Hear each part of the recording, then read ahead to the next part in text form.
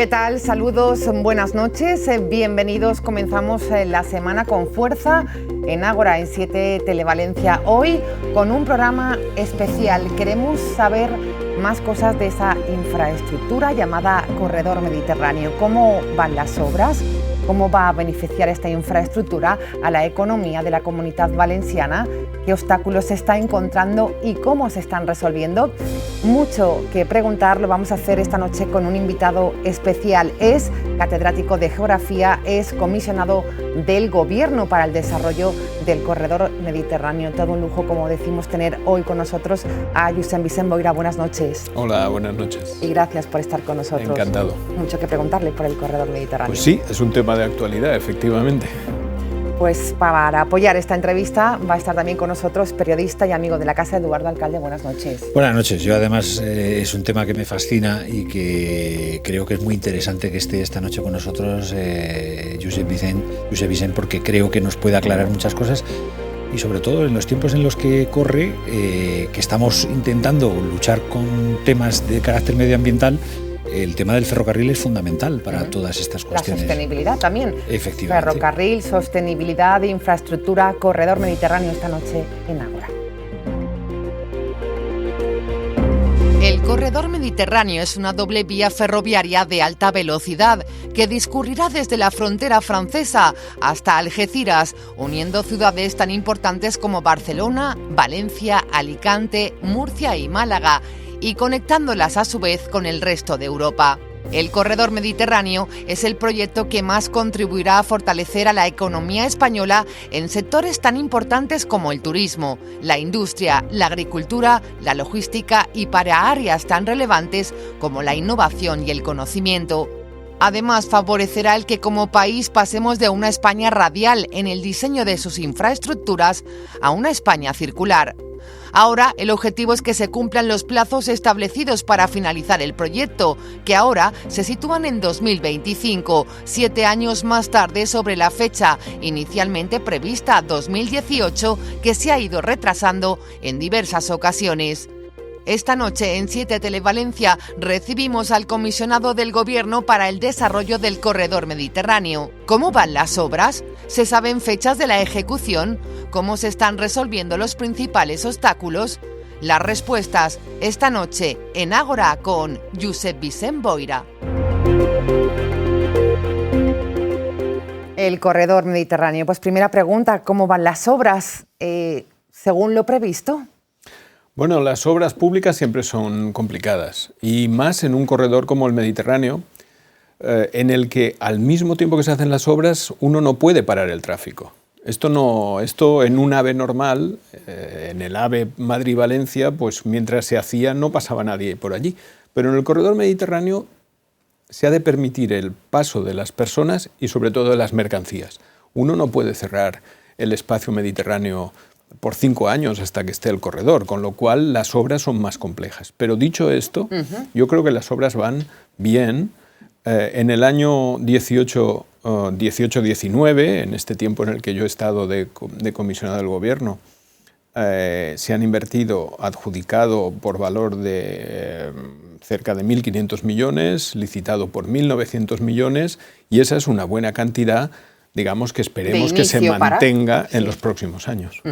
Y si va todo como tiene que ir, la fecha prevista para la finalización del Corredor Mediterráneo en sus distintas etapas, 2025. Es difícil de decir. ¿Por qué?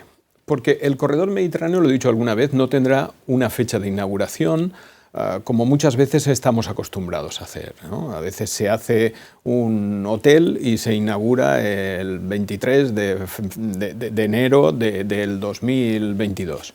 Esto en el Corredor Mediterráneo nunca se producirá, sinceramente, porque siempre habrá mejoras que se podrán ir introduciendo. Por ejemplo, el túnel pasante de Valencia o la doble plataforma. ¿Podemos vivir sin el túnel pasante y sin la doble plataforma? El Corredor Mediterráneo podrá funcionar sin ello, pero su auténtico potencial no llegará hasta que determinadas obras estén. Lo que tenemos es un calendario y una foto final. La foto final la establece la propia Unión Europea en el año 2030. En el 2030 todo el corredor, desde Algeciras hasta la frontera, debe estar con los estándares que marca Bruselas. Esa es la fecha final. Fecha 2030. Mientras tanto, no quiere decir que no podamos empezar a trabajar. Incluso los empresarios puedan ya utilizar el corredor mediterráneo para sus exportaciones desde mañana mismo. Para mí ha habido siempre, yo he vivido en Barcelona muchos años y me sorprendía que viajar a Barcelona desde Valencia sea hasta hace poco, se hacía en más tiempo hace 2 años que hace 10. Entonces entiendo que es por culpa de eso que está comentando el comisionado y lo que le quería preguntar, el nudo de Vandellós, porque claro, cuando tú llegas a Vandellós ya utilizas la plataforma del AVE, correcto, con lo cual ya no hay tanto problema. ¿Qué va a pasar entre Castellón y Vandellós? ¿Vamos a seguir utilizando la misma vía que utilizamos con el Euromed? ¿Va a haber una tercera línea? ¿O va a haber un ferrocarril nuevo para que haya un AVE como es debido? Ya no digo que sea un AVE de 250 kilómetros, sino de 200. ¿Esto es del ancho ibérico y el ancho internacional? En parte es así, efectivamente. ¿Vale? Esto, para que todo el mundo nos entienda, España tiene un ancho de vía para el tren diferente del resto de Europa. Portugal y nosotros somos una isla ferroviaria, por decirlo en pocas palabras. Nuestros trenes no pueden llegar al corazón de Europa. Esto es un problema, y es un problema para el corredor mediterráneo, porque el corredor mediterráneo debe estar en ancho internacional. Bien, dicho esto, la variante de Vandellós ha solucionado un gravísimo problema que teníamos en el corredor mediterráneo, que era que en 40 kilómetros solo había una vía para todos los trenes, de tal manera que por esa vía de subida y de bajada tenían que bajar todos. La variante de Vandellós ha permitido eliminar ese cuello de botella y ha abierto nuevas posibilidades a partir de las cuales efectivamente tenemos que sacarle todo el máximo partido. Desde Vandellós hacia el norte entramos por la vía del AVE de Madrid, por llamarlo así, el Camp de Tarragona, y cogemos ya la vía del AVE, llegando el tren, el Euromed, a 250 kilómetros por hora, que es una velocidad muy apropiada, más que algunos trenes de alta velocidad o de velocidad alta de Alemania, por ejemplo. Y efectivamente, de Vandellós a Castellón, lo que en estos momentos estamos proponiendo es un cambio de ancho. Un cambio de ancho definitivo y total para pasar del ancho ibérico al ancho internacional. No vamos ahora a plantear una nueva plataforma, sinceramente. Creemos que hay capacidad suficiente para que desde Castellón hacia el norte los trenes puedan ir en la plataforma actual, eso sí, cambiándole el ancho. Lo que pasa es que pasa por montones de pueblos con toda esa red ferroviaria, es una red hecha hace 100 y pico años. Claro, pero nosotros hemos analizado los problemas. Sí. ¿Y dónde hemos visto los problemas? Nosotros hemos visto fundamentalmente los problemas entre Castellón y Valencia. ¿Por qué? Porque tenemos las cercanías de Castellón, tenemos las cercanías de Sagunto, tenemos el puerto de Sagunto, tenemos la entrada de Teruel Sagunto, con lo cual ahí sí que tenemos un grave problema y ahí sí que planteamos clarísimamente una nueva plataforma entre Valencia y Castellón. De Castellón hacia el norte, los cálculos que nosotros tenemos es que cambiando el ancho de vía y poniendo un sistema de seguridad ERTMS, que no vamos a entrar porque tampoco es, pero que es el sistema que rige en Europa, de los trenes, la frecuencia de los trenes sería mayor, la capacidad de esa vía permitiría mayor absorción de trenes. Pero, Josep Vicent, ¿te has dado cuenta de solamente lo que has dicho, la cantidad de inversión que significa? Sí. Mucho, ¿no? Bueno, el cambio Está previsto. Más solamente esas dos cosas que ha dicho y después iremos con más. Claro. La nueva plataforma de Valencia a Castellón y la de Castellón a Vandellós. Eso es un montón de dinero. De Castellón a Vandellós lo que tenemos que hacer es cambiar sencillamente el ancho. ¿Es inversión? Sí, claro, evidentemente, pero no tenemos que hacer una nueva plataforma. Hay que utilizar la que hay ahora y cambiar el ancho. Y efectivamente, entre Valencia y Castellón hay que hacer una nueva plataforma, pero es que es una de las zonas... ¿Hay fondos FEDER para eso? Hay fondos de la Unión Europea para esto. Vale. Que pueden llegar hasta el 40% de las inversiones. Es muy importante. Esto nos daría un oxígeno importante para la cantidad que, como dice Eduardo, en estos puntos se incrementaría el coste. Entiende, efectivamente, las personas que nos están escuchando esta noche tienen que saber que el corredor mediterráneo no es un proyecto español, es un proyecto europeo. Y como tal tiene derecho a los fondos europeos.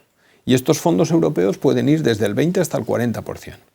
Quiero decir que es una inversión rentable no solamente para España en cuanto que los empresarios y las personas se beneficiarán, sino que también tiene una entrada neta de dinero por parte de la Unión Europea al ser considerado uno de los 9 grandes corredores transeuropeos. Hemos oído hablar mucho del túnel pasante de Valencia. Nos gustaría que nos explicara de la mejor manera posible qué va a suponer este cambio importante, porque aquí nos decía va a ser un cambio espectacular, ¿no? Sí. Eso también es un dineral. Bueno, a ver. Aquí todo es un dineral. Claro, el túnel pasante de Valencia, estamos hablando de un cambio revolucionario en la manera de entender la movilidad en la ciudad de Valencia y en el área metropolitana. ¿Por qué? Pues porque el túnel pasante, que es un proyecto, no lo olvidemos, que ya en el año 1934 se solicitó y no se ha hecho. Llevamos muchos años, llevamos para casi 100, en el 2030 harán ya casi 100 años. ¿Es viable? Quizás la pregunta sea esta. Bueno, sí, claro que es viable. Es viable porque hay que hacer 5 kilómetros y medio de túnel. Es que además esos túneles pasantes en Madrid existen, por supuesto. Y en Barcelona existen. En Barcelona existen, efectivamente. Ahora mismo se ha inaugurado el Atocha-Chamartín, que es un túnel pasante por bajo de Madrid. La tecnología existe, las capacidades existen. Yo no sé si, por ejemplo, un dato que a mí me interesa mucho poner encima de la mesa hoy es que en Valencia hay túneles, hay 27 kilómetros de túneles en Valencia ya, hechos con Metro Valencia. Estamos hablando de 5 kilómetros, que te cambian absolutamente la movilidad de la ciudad. Yo creo que es una operación imprescindible para que Valencia no se convierta en un semáforo ferroviario. Y las grandes ventajas que aporta, yo diría que son 3. Primero, mejora las comunicaciones de todo el corredor mediterráneo porque hace la estación pasante, no como hoy que tienen que rebotar, entrar y salir, con lo cual es evidente que ahorras tiempo. En segundo lugar, mejoras las cercanías de Valencia. Ten en cuenta que en estos casos se podría pensar en un tren de cercanías Castellón-Gandía, el mismo tren dando el mismo servicio, sin tener que entrar y que los pasajeros tengan que bajar, por ejemplo. Actual cuello de botella que existe ahora mismo, por supuesto, ¿no? Añadiría 2 estaciones nuevas a la ciudad de Valencia, Aragón y Universidades. Imagina lo que significaría tener 2 estaciones de cercanías dentro de la ciudad. Te cambia absolutamente la movilidad. Y por último, al tener esta nueva vía por la que irían los Euromeds y algunas cercanías, la vía actual queda liberada para el tráfico de mercancías y para otras cercanías. Es curioso, en Madrid ese túnel pasante no se utiliza mucho, en Barcelona sí. Desde el punto de vista urbano me refiero. Todas las ciudades van hacia la idea de tener un sistema ferroviario eficaz y un sistema ferroviario rentable. Y para eso hay que hacer estos túneles y, por tanto, en eso estamos. En cuanto al túnel pasante de Valencia, que nos está comentando estos detalles, la previsión es que se presente el estudio informativo. ¿Ya está presentado? No, está a punto de presentarse. El Gobierno, el Ministerio, en el año 2018 sacó por un plazo de 24 meses el estudio, que está ya prácticamente cumplido, con lo cual en los próximos, yo espero, deseo y con toda mi fuerza voy a intentar que en los próximos meses aparezca el estudio informativo que situará ante la sociedad valenciana las diferentes opciones, tanto del túnel pasante como de la nueva plataforma Valencia-Castellón. Y yo espero que se genere un debate racional, sereno, y no como los que estamos viendo últimamente en algunas obras públicas, sino realmente útil para que se decida cuál es la mejor Aquí solución. Cuenta usted con una gran ventaja, que tiene a un grupo empresarial, a un lobby empresarial y a Fermet también detrás de usted, en el que yo creo que eso va a hacer que no se produzca ese... Bueno, y también, ¿está de acuerdo con esta ventaja que decía Eduardo? Sin duda alguna, ¿no? Espero que sí. Yo creo que lo sí. Está viendo usted, lo estás viendo. Sí, no, por supuesto, lo estoy viendo. Estoy viendo que tengo el apoyo como comisario del corredor, tanto de los empresarios, evidentemente de Quiero Corredor, de AVE como asociación empresarial, de la CEF, de Cámara de Comercio. No tengo ninguna queja. Y de Fermet. No tengo ninguna queja. O sea, que la figura del comisionado es un toca pelotas con, por decirlo así, detrás de que se consigan y se lleguen al momento presionando a que salgan las licitaciones, etcétera, bueno, etcétera. Es una figura básicamente de coordinación, porque esta es una obra muy complicada, que tiene que gestionar pasajeros, mercancías, diferentes comunidades autónomas, diferentes ciudades y tener una interlocución con Bruselas. Porque hay, igual que yo tengo la figura del coordinador español, hay una coordinadora, en este caso una mujer, una coordinadora europea de todo el corredor mediterráneo europeo, desde Algeciras, desde España, hasta la frontera con Ucrania. Yo hablo mucho con ella, intercambiamos opiniones sobre el tramo del corredor español y el tramo del corredor europeo. Esta es una muy buena manera de trabajar. Hablabas antes del túnel pasante y has hablado de soslayo de las cercanías. La gente, hablamos de Valencia porque estamos en Valencia, pero pasa igual en Madrid, no he oído tanto, pero en Barcelona también. Está muy disgustada con el funcionamiento de las cercanías. Y con razón. Parece que el AVE ha unido a las grandes ciudades, pero que a las pequeñas poblaciones, en este caso Requena, Utiel, Gandía, parece que las ha alejado por los problemas que plantean todos los días los trenes de cercanías, cuando la mayoría de la gente que lo utiliza es para venir a trabajar. ¿Pero provocado por las obras del corredor mediterráneo? No tiene nada que ver. No tiene nada que ver. Lo que pasa es que yo creo que mientras se ha estado invirtiendo mucho dinero en otras cosas, en cercanías se ha invertido cero. ¿Sí? ¿Está de acuerdo con esta crítica?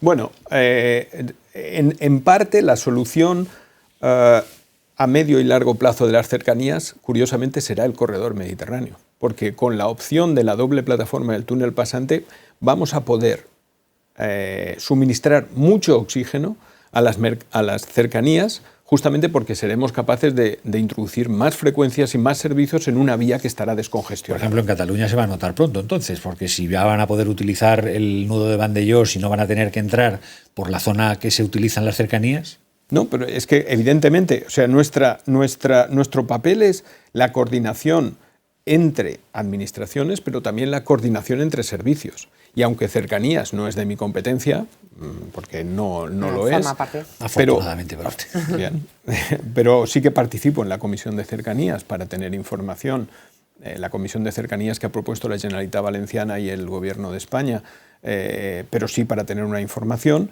Yo estoy convencido que cuando esté el corredor mediterráneo, las cercanías van a tener un desarrollo espectacular.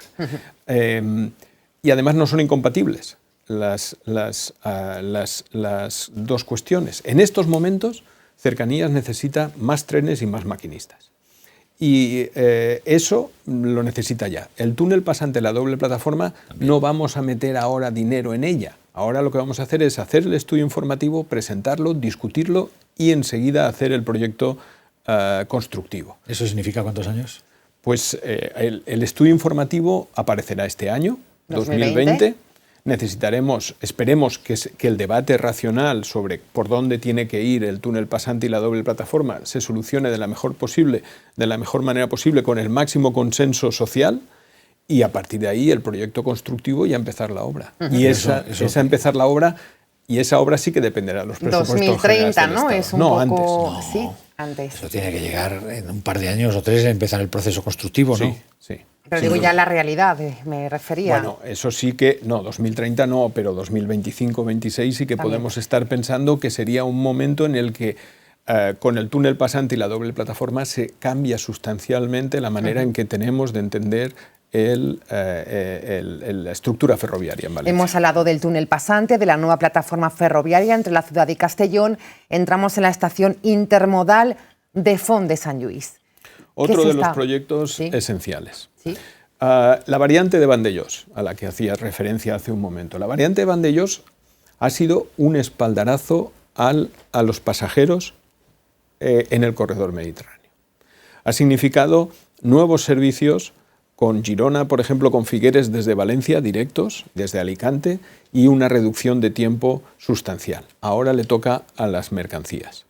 Las mercancías se van a beneficiar por dos proyectos fundamentales que me gustaría, aprovechando que estamos aquí esta noche, hablar de ellos.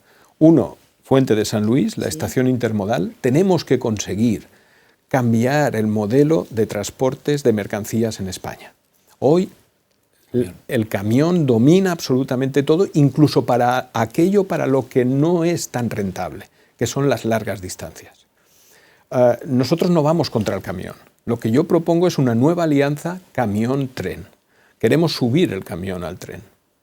Y el camión que se encargue de la última milla, de la distribución capilar de las mercancías, pero que los grandes tráficos, los grandes flujos los hagan los trenes.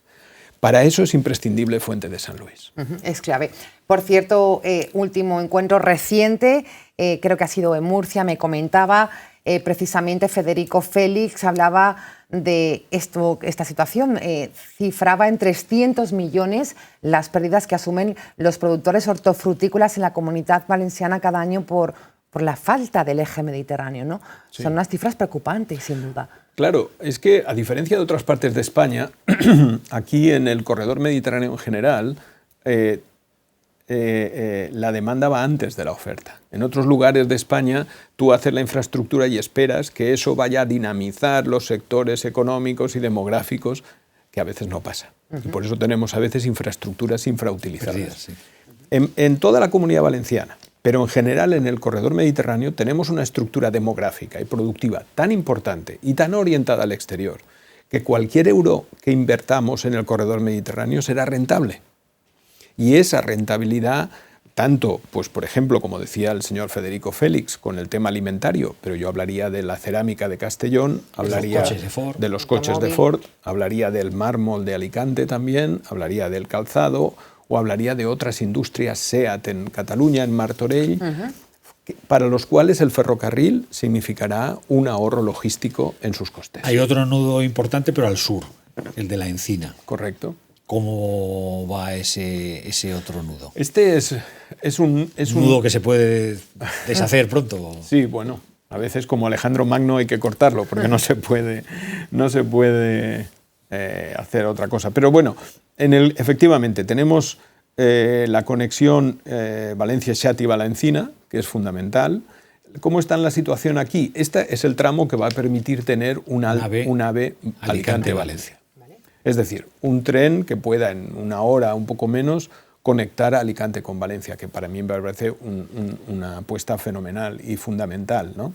¿Cómo están las cosas? Bueno, la plataforma ya está construida. Lo que ahora tenemos que hacer es, en esa plataforma por donde hoy pasan los trenes, tenemos que cambiarle el ancho y hacer algunos trabajos de electrificación, pero para que se pueda hacer, y eso volvemos a la primera cuestión, ¿sí? Para eso hay que sacar los trenes durante los periodos transitorios. Y como no podemos cortar el tráfico entre Valencia y Alicante, porque no puede ser, lo que se ha hecho es recuperar la vía de cercanías que va por Mogente, por Moixent, y esta vía de Moixent hasta La Encina, en la que se está ahora trabajando, es la que, cuando esté finalizada, permitirá pasar todos los tráficos temporalmente a esta vía y se podrá actuar en la plataforma por donde circulan hoy los trenes para adaptarla al ancho internacional. Cuando se acabe, se volverá aquí un tráfico y tendremos además otra vía, que sería la recuperación de cercanías de Moixent hasta La Encina. ¿Para cuándo se prevé esa...? Yo espero que en esta legislatura eso esté hecho. También. Es imprescindible, y así lo reivindican los empresarios, lo que nos está explicando, que toda la línea tenga una plataforma doble, es decir, 4 vías diferenciadas para pasajeros y mercancías. Bueno, eso en algunos sitios, por lo que está diciendo, va a ser así, en otros claro, no. En otros no. Claro. Entre Vandellós y Castellón ha dicho él que no. No. Aquí vamos a tener un problema. Claro. Bueno, vamos a tener un problema. Mayor problema sería si hiciéramos un proyecto desmesurado y sin apoyo presupuestario. Nosotros podemos pintar lo que queramos en los presupuestos, pero hay que ser realistas. Hace un momento hablábamos de las cercanías. ¿Cuáles son las prioridades del corredor? Este es el gran debate que tendríamos que tener. ¿Podemos hacer este gran proyecto con esta doble plataforma desde Algeciras hasta la frontera ya? ¿O podemos establecer una serie de etapas en las que invirtamos primero donde es más prioritario? Por eso, por lo que tú dices que en principio se tiene que acabar en el 2030, pero que después habrá obras e infraestructuras que probablemente se tengan que retrasar. Efectivamente. Porque a lo mejor este corredor llega a ser tan tan utilizado que necesitas hacer esa doble vía entre Castellón y Vandellós. Nadie ha dicho que nunca se vaya, que nunca se vaya a hacer una plataforma entre Castellón y Vandellós, empezando por mí mismo. Yo no lo digo, solo digo que hoy en el corredor mediterráneo hay tramos más prioritarios donde invertir. Por ejemplo, en el túnel pasante y en la doble plataforma Valencia-Castellón. Seamos realistas. Trabajemos con, yo al menos es mi opinión como coordinador del corredor y estoy dispuesto a defenderla donde haga falta. Para mí sería más fácil decir, mire, sí a todo y vamos haciendo. No, mire, yo creo que hay que tener una posición seria y responsable. Y la posición seria y responsable es decir, mire, este dinero creo que es más prioritario aquí que aquí. Y por tanto vamos a empezar por aquí. Y esta es un poco la posición que me hace decir a mí que hoy en día es más importante acabar el tramo de la Encina, Valencia, Valencia-Xàtiva-la-Encina, el túnel pasante y la doble plataforma, que hacer una plataforma nueva entre Castellón y Vandellós, porque hoy los datos que yo tengo, y los puedo poner encima de la mesa, indican que hay capacidad suficiente para absorber porque hay muchas mercancías que pueden pasar a partir de las 12 de la noche y pueden ser utilizadas esas dos vías que de transporte de pasajeros son utilizadas durante el día. Por ejemplo, efectivamente. Y hay otras horas muertas que se puede utilizar. También me gustaría preguntarle por la Sagunto, Zaragoza, Cantabria. Muy bien. Otro de los puntos claves también del corredor mediterráneo. Efectivamente. Ha entrado con la reforma en primavera del 19 del Parlamento Europeo, este tramo ya es corredor mediterráneo, ¿no?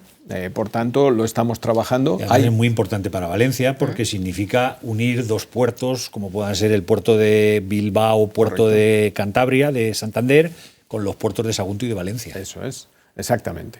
El plan, en estos momentos, hay un plan director de Adif, que implica los trabajos de mantenimiento de la vía actual y de mejora de la plataforma y sobre todo un tema fundamental que es su electrificación. Yo creo que estamos ante un elemento fundamental. Hoy en día por esta vía circulan automotores diésel, máquinas antiguas y con elevado grado de contaminación. Más deprisa que el tren. De tal manera, ¿qué es lo que necesitamos? Una buena plataforma y una electrificación. Todo esto está en marcha.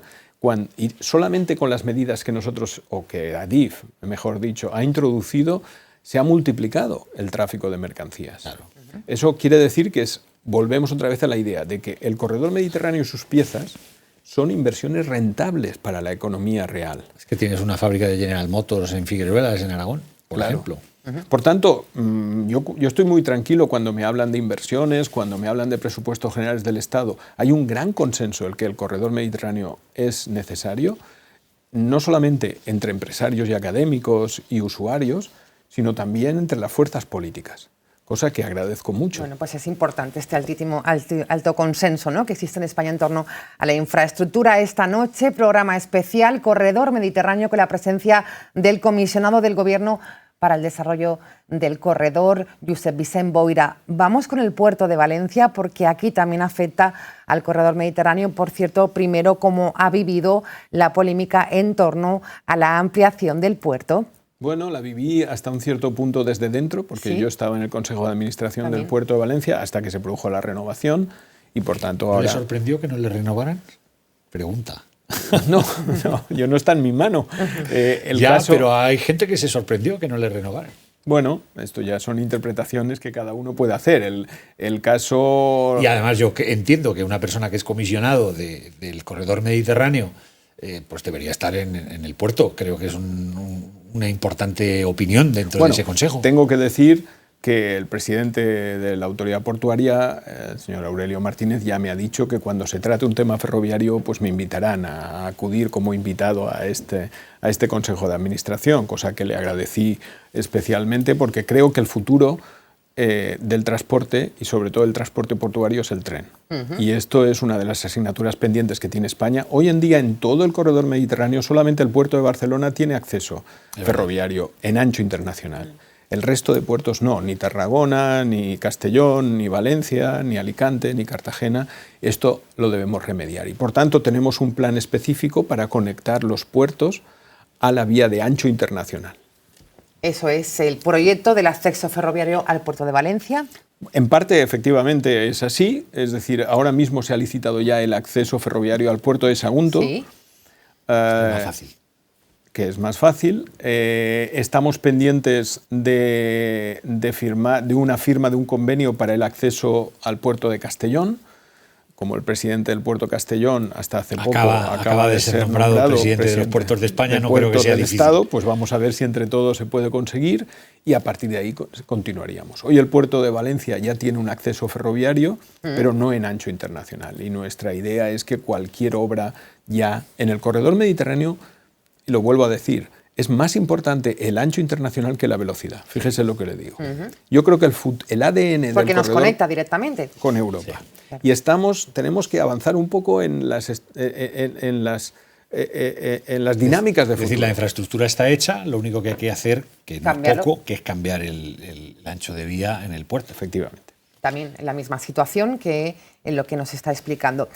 Para el ciudadano, le pregunto esto, Josep Vicent Boira, ¿por qué tanto retraso con este proyecto? Es como algo que nunca llega, algo que se ha ido apartando. También me imagino que la situación política, lógicamente, el parón del Ejecutivo, nuevas elecciones, todo esto ha perjudicado y mucho al corredor mediterráneo. Sí, bueno, hay dos interpretaciones claras al respecto. Una es, efectivamente, como tú decías, Silvia, el tema de a corto plazo las incógnitas de etapas de gobierno distintos, pero no hay que menospreciar que en España ha habido una ideología radial de las comunicaciones que hacía de Madrid el kilómetro cero de todas las comunicaciones.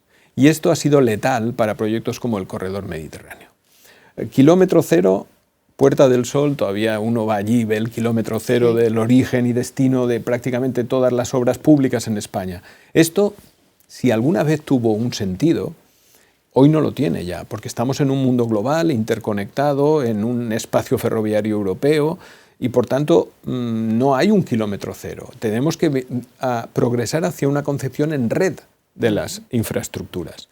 Y, por tanto, ha habido que cambiar este tradicional pensamiento español radial, cambiarlo a otro tipo de pensamiento. Y este nuevo pensamiento, digamos, el instrumento que permitirá este cambio de pensamiento, yo sinceramente pienso que es el corredor mediterráneo. Y también el parón de las elecciones ha perjudicado, ¿no? Le preguntaba sí, yo, lógicamente. Claro, porque hay que tomar decisiones. Claro, presupuestos, inversiones, se para todo. Claro, pero no solamente presupuestos, hay que tomar decisiones. Y a veces estas tomar decisiones exigen un gobierno estable, exigen mayorías, exigen debates parlamentarios, porque Europa nos está interpelando. Tengan en cuenta hoy las personas que nos escuchan y nos ven que el año 2021 Europa lo ha bautizado como el año del ferrocarril. Es decir, llegamos a tiempo. Efectivamente. No, yo lo que es muy curioso porque un medio de transporte que parecía que estaba perdido, que ahora todo el mundo lo que quería es ir en coche y moverse en avión y tal, estamos viendo cómo hay un renacimiento del ferrocarril. El hecho de que Europa en el 2021 haya dedicado el año al ferrocarril quiere decir que estamos orientándonos de nuevo hasta este medio de transporte. Y tenemos que hacer lo posible para llegar al 2021 con un proyecto ferroviario. Lo que es curioso es que España, que es el segundo país del mundo, creo, en línea de kilómetros de AVE después de China, tenga todavía esos problemas en temas. Se supone que ferroviariamente estamos interesados, pero ¿por qué no hemos aprovechado durante la construcción de todos esos kilómetros de AVE para haber podido hacer algunas de estas cosas que se están planteando? Claro, pero, por ejemplo, ¿sabes cuál es el porcentaje de las mercancías en España que va por tren? De todas las mercancías que se mueven, el 4%. Claro. El 96% va en camión. Todavía.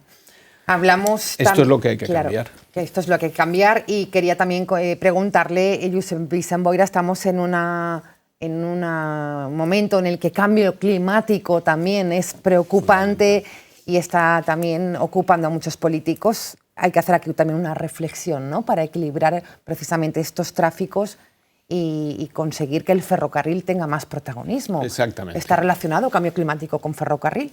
Mucho.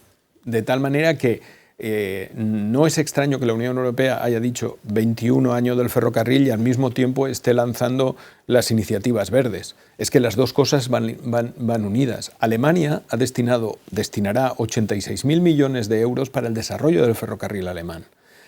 Un país como Alemania, que se toma en serio el cambio climático, está haciendo esto. Yo lo que pido a España es que a nuestra escala, no somos Alemania, pero a nuestra escala, desarrollemos un plan semejante en el que cuando invirtamos en el ferrocarril no solo estemos pensando en que transporta personas y mercancías, que es importante, sino que estamos ahorrando emisiones. La descarbonización del sistema de transportes español es fundamental. Si no hacemos esto, seguiremos como hoy, en el que la gran contaminadora de España es la autopista del Mediterráneo. Y lo es, lógicamente, porque no hay alternativa, los camiones tienen que ir por aquí. El corredor mediterráneo nos estás explicando hasta la llegada a Francia. Pero muchas veces a mí me ha dado la sensación, por ejemplo, con el tema de la continuidad del AVE una vez que pasa la frontera francesa, que los franceses no están por la labor de echarnos una mano en que haya una continuidad o sea, pues nosotros podemos hacer todos los kilómetros que queramos, hacerlo fantásticamente bien, pero cuando llegamos a Francia, por lo menos en el AVE, tenemos un problema. Sí. No sé si en el corredor mediterráneo existe ese problema. Es muy buena apreciación porque tenemos nuestros problemas también, efectivamente.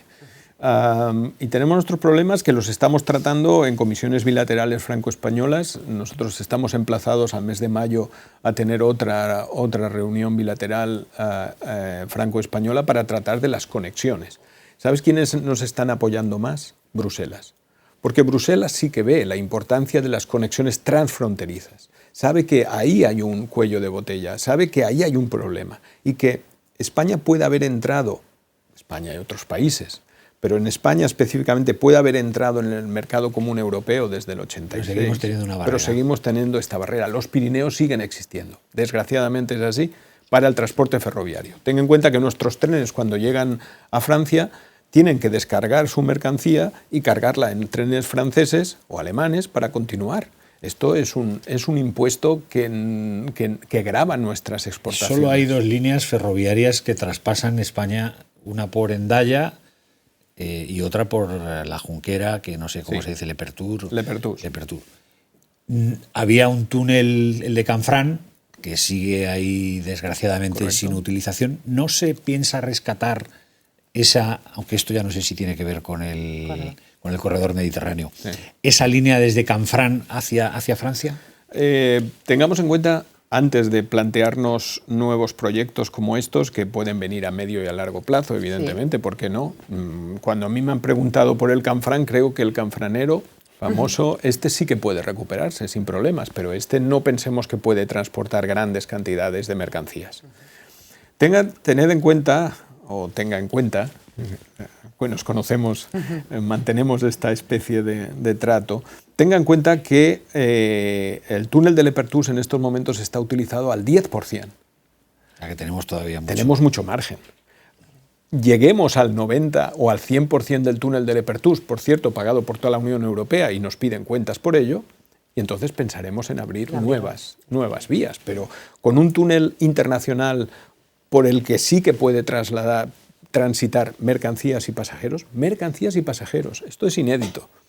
Porque en España, como muy bien sabéis, por ejemplo, en un Valencia-Madrid solo puede ir el AVE. En el corredor mediterráneo van a poder ir el AVE, las mercancías y las cercanías. Por tanto, vuelvo a decir, cualquier euro invertido en el corredor mediterráneo es más rentable porque da servicio a mercancías, a cercanías y a larga distancia. Teniendo en cuenta, claro, lógicamente, que a lo mejor sacrificamos un poquito de velocidad, pero en cambio tenemos mucha más capacidad. Y rentabilidad, lógicamente. Efectivamente. Bueno, pues apasionante, sin duda. Lo sabíamos, pero lo hemos comprobado en primera persona, que escucharle es todo un lujo. Gran conocedor de ese proyecto llamado Corredor Mediterráneo. ¿Es optimista con la realidad que palpa cada día? Sí, sí que lo soy, y no solamente porque uno de naturaleza a veces lo es y ya viene con el optimismo de casa, sino porque todos los días tenemos nosotros reuniones con empresarios y empresas ferroviarias que te están diciendo continuad adelante porque creo que vais en la buena línea. A veces no estamos de acuerdo en todas las cosas, pero el objetivo final lo tenemos. Estas percepciones son importantes, pero también lo son, por ejemplo, como el otro día hablaba con un maquinista de larga experiencia, que nos decía, mira, creo que en 2 o 3 años el corredor mediterráneo va a explotar, en el buen sentido de la palabra, va a explotar con tráficos nuevos, convirtiéndose en uno de los ejes más potentes ferroviarios de toda España. Y esto nos lo decía una persona que lleva una gran experiencia sencillamente como maquinista y ve un poco cómo está funcionando. Por tanto, efectivamente, yo soy optimista sobre el futuro. Bueno, pues todo un lujo. No le he querido preguntar, porque eso ya no nos afecta menos, porque es la parte de Andalucía, pero él siempre habla de Algeciras, siempre habla de Algeciras, y se supone que de Algeciras a Almería, ¿por dónde va? Bueno, ya Algeciras llega hasta Granada y de Granada a Almería y de Almería a Murcia. Este es un poco el tráfico que nosotros estamos... es verdad que orográficamente hay unas dificultades muy grandes en torno a Granada para los trenes de mercancías con pendientes fortísimas que a veces hará que algunas veces no sea rentable que las mercancías pasen por allí. Pero muchas veces oímos hablar y con todo el respeto, de los trenes de Extremadura, pero hay que explicar muchas veces que entre Alicante y Murcia no hay... Entre Murcia y Almería no hay tren. No hay tren, es verdad. Y esto España no sé si lo llega a saber. No, yo creo que no. Por el concepto ese del que usted hablaba anteriormente. Claro, no es que tengan un tren malo, es que no tienen tren. Directamente. Entonces, hoy en día se está construyendo esta plataforma Murcia-Almería, que es imprescindible, por ejemplo, para que todos los productos productos hortofrutícolas... Que será una plataforma de pasajeros y de mercancías. Y de mercancías, efectivamente. Bueno, pues seguiríamos... Todo esto es lo que está configurando este nuevo mapa de las comunicaciones en España. Decía que seguiríamos horas y horas hablando. Yo seguiría por así. Fíjate que me he traído los apuntes y todo. ¿Te queda alguna pregunta, Eduardo, o no? Un titular sí que te voy a pedir porque nos ha dado muchos esta noche Josep Vicent Boira. Mira, para mí yo creo que la llegada del señor Boira a esto ha servido para apuntalar. Primero, porque hay un ministro de Fomento que yo creo que es el que ha creído en esta historia, sobre todo porque como la vives intensamente cuando vives en esta comunidad, pues yo creo que él es el primero que ha visto que hacía falta una persona que coordinara y sobre todo que explicara, también como lo explica, y tan pedagógico, porque para eso es catedrático y profesor. Y entonces, bueno, pues es una ventaja y es una maravilla escucharle en todas estas cuestiones. Pues gracias, Eduardo Alcalde, y le voy a pedir un mensaje final, Josep Vicent Boira, de todo lo que hemos hablado. ¿Qué quiere trasladar a la ciudadanía esta noche? Bueno, quiero trasladar un mensaje muy claro, que es que el corredor mediterráneo no es una oposición a inversiones como cercanías o como trenes regionales. Esto es un falso dilema. Yo creo que en estos momentos el corredor mediterráneo es una opción buena para todos, un win-win. Aquí ganan todos, desde las cercanías hasta las mercancías y la larga distancia. Por tanto, para mí es un proyecto estratégico que va en la línea de lo que Bruselas está pensando para el futuro de Europa. Pues gracias, Josep Vicent Boira, comisionado del Gobierno para el Desarrollo del Corredor Mediterráneo. Buenas noches, le esperamos en próximos programas. Muchas gracias, buena nit. Mañana no volvemos porque hay fútbol, les esperamos el próximo miércoles. Gracias por estar ahí. Esto es Ágora, 7 Televalencia, buena nit.